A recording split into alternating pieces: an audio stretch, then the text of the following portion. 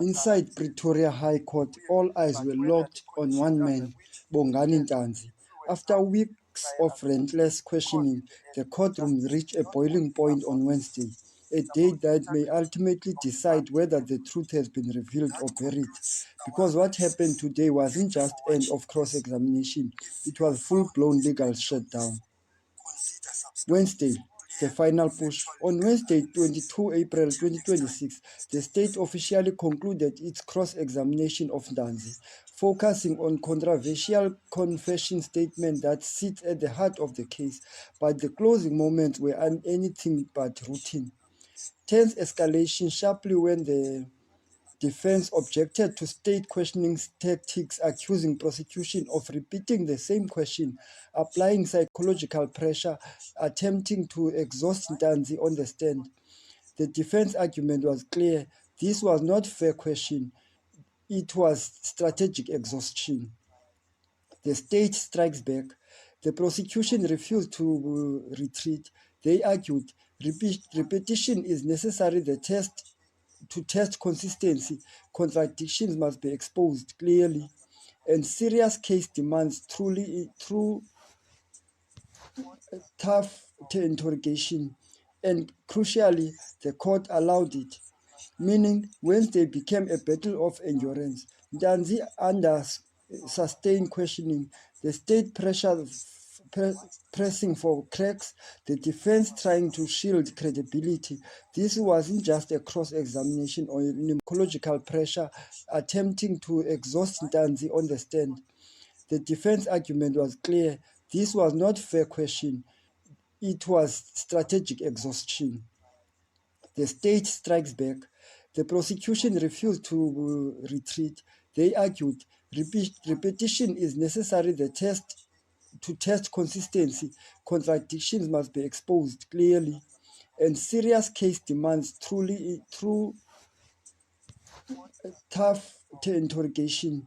And crucially, the court allowed it, meaning Wednesday became a battle of endurance. Ntanzi under sustained questioning, the state pressing for cracks, the defense trying to shield credibility. This wasn't just a cross-examination or anymore. It was pressure measured in real time. What made Wednesday different? Wednesday wasn't just about finishing. It was locking in the state case. Every key issue was revisited. Alleged torture, the forced confession narrative, the timing of Ntanzi's claim, the consistency of his testimony. The stage strategy was clear, leave no ambiguity, reinforced every contradiction, and with maximum pressure. And by the time questioning ended, the court had every version of Ntanzi's story repeatedly tested. Leading into Wednesday, the build-up. Monday, procedural agreement. Before the chaos was alignment, both state and defense agreed. No need for legal argument. This only mentioned now. Ntanzi insisted he had said it before, but the timing raised serious doubts. The confession, the case foundation. At the center of everything, two confession statements. According to the state, they are detailed, collaborated, and critical to solve the case.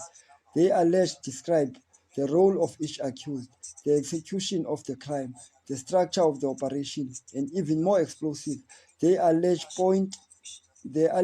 point to Kelly Khumalo as a person who ordered the hit. But nothing is simple. Despite being named, she has not been charged, she has not testified, and may still be called by the defense. This creates one of the biggest unanswered questions in the trial. The court early ruling. Back in 2024, the court ruled the confession was voluntary. There was no coercion. But Ntanzi's testimony now directly challenged that finding, which raises a critical issue. Can the previous accepted confession be undermined at this stage? Ntanzi under pressure. Wednesday impact. By the end of Wednesday, Ntanzi had maintained his claim of torture. The state had aggressively challenged his credibility. The defense has raised concern about fairness. But here is the key. No clear collapse, no full concession, no decisive breakthrough. Instead, the court left with two compelling realities. What happens next? With Ntanzi done, the trial moved forward, still to be cross-examined. Mthobisi Mqube, Mthokozisi Maphasi, Fisokuhle Ntuli, and the defense still has strategies options, calling new witnesses, possibly bringing Kelly Khumalo to the stand. Final take. Why Wednesday changed everything?